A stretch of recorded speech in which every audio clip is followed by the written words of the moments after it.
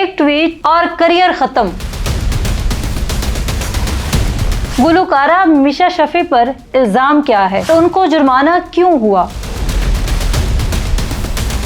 मैं हूं सुमेरा मलिक, आप देख रहे हैं हमारा digital channel public interest official. नाजरीन, कभी एक ट्वीट, एक आवाज़, एक इल्ज़ाम पूरे मुआशरे में ना सिर्फ करियर को ख़त्म कर सकता है बल्कि तूफ़ान भी बर्पा कर सकता है, और फिर बरसों तक सच, झूठ, इंसाफ और राय आमा के दरमियान एक जंग जारी रहती है। ऐसी ही एक कहानी है जो 8 साल तक खबरों, अदालतों, सोशल मीडिया और लोगों की गुफ्तगू का मरकज़ बनी रही। एक तरफ शोहरत, दूसरी तरफ इल्ज़ाम, एक तरफ साख, दूसरी तरफ आवाज़ उठाने का दावा। एक तरफ मशहूर गुलकार और दूसरी तरफ खातून जूनियर गुलकारा।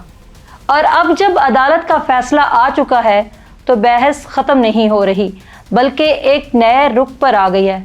सवाल ये नहीं कि कौन जीता कौन हारा, सवाल ये है कि हमने इस सारे मामले से सीखा क्या है। नाजरीन, इमरान खान की हुकूमत का दौर था और सन 2018 था कि एक मारूफ गुलकारा मीशा शफी ने सोशल मीडिया पर एक ऐसा बयान दिया जिसमें उन्होंने एक बड़े नाम पर संगीन नोयत के इल्ज़ामात लगाए। वो नाम था पाकिस्तान के मारूफ गुलकार अली ज़फ़र का। मीशा शफी ने इल्ज़ाम लगाया कि अली ज़फ़र ने मुझे जिनसी तौर पर हिरासा किया है। जब मैं ना मानी तो ज़बरदस्ती करने की कोशिश की।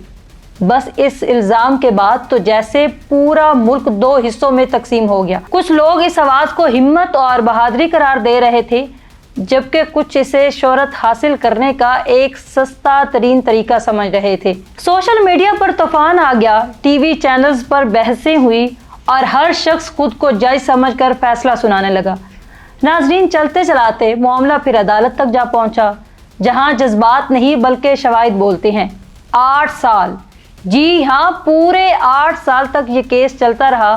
सैकड़ों पेशियां हुई, जजेस तब्दील होते रहे, गवाह पेश हुए, बयानात रिकॉर्ड हुए और जिरा हुई। आखिरकार वो दिन आया जब अदालत ने अपना फैसला सुनाया। अदालत ने हत्तके इज़्ज़त के दावे को तस्लीम करते हुए गुलकारा मीशा शफी को 50 लाख रुपए हर्जाना अदा करने का हुक्म दिया। लेकिन क्या वाकई ही कहानी यहाँ ख़त्म हो जाती है? नहीं, असल कहानी तो अब शुरू होती है, क्योंकि अदालत का फैसला कानूनी होता है जबकि मुआशरे का फैसला जज्बाती होता है।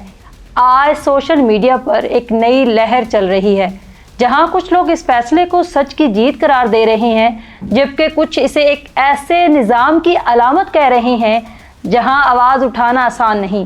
और इसी दौरान एक ख़तरनाक रुझान भी सामने आ रहा है, वो है ट्रोलिंग, तज़हीक और अवामी इल्ज़ामात। कुछ लोग कह रहे हैं कि ख़ातीन सिर्फ शोहरत के लिए ऐसे इल्ज़ामात लगाती हैं, लेकिन क्या वाकई ही हर केस ऐसा होता है कि हम एक फ़ैसले की बुनियाद पर हर आवाज़ को झूठ करार दे सकते हैं?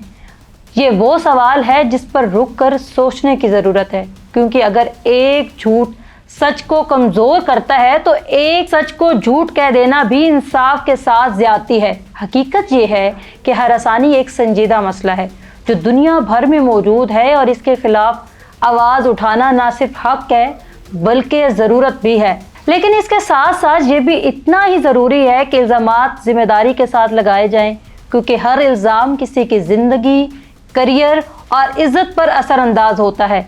इस केस ने हमें यही सिखाया है कि इंसाफ का रास्ता तवील और मुश्किल होता है, और इसमें जज्बात से ज़्यादा सबूत की अहमियत होती है।